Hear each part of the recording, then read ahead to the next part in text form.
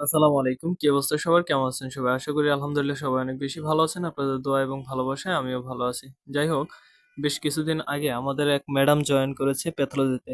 তো হঠাৎ করে নতুন যেহেতু নিউ জয়েন করেছে, তো সেক্ষেত্রে সে আমাদের একটা ট্রিট দিবে বলে আগে থেকেই বলতেছিল।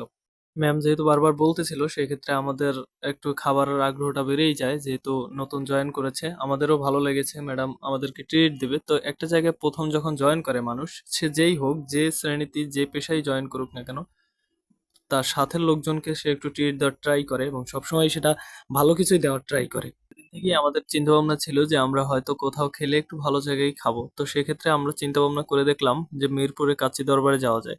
কারণ ওখানে খাবারটা আগেও খাওয়া হয়েছে, কিন্তু বেশ একদম খাবার খারাপও না, আবার একদম ভালোও না। এভারেজ মোটামুটি একটা ভালো আ ফ্লেভার পাওয়া যায়। আমরা খাবারটা নিয়ে ২ টার ভিতরেই হসপিটালে চলে আসি এবং সেই খাবারটা নিজেদের ভিতরে বন্টন করে দেই এবং নিচে ছিল একজন, আবার উপরে যারা ছিল আমরা সবাই মিলেমিশে বন্টন করে নেই এবং খাবারটা খুব ভালো ছিল মোটামুটি ওই দিনকের জন্য।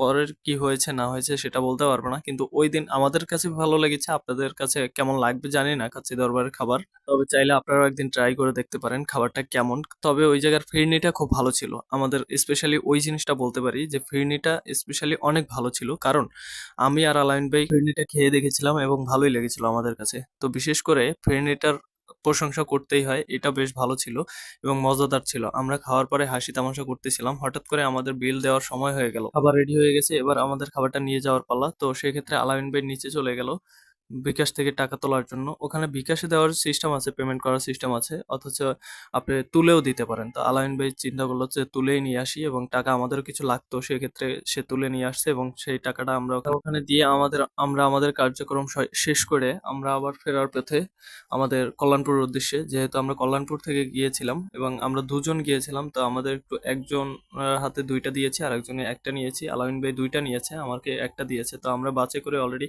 কল্যাণপুরের উদ্দেশ্যে রওনা দিয়ে দিয়েছি। তো আলহামদুলিল্লাহ আমাদের জন্য দোয়া করবেন সবাই। ভালো থাকবেন, সুস্থ থাকবেন। আল্লাহ হাফেজ।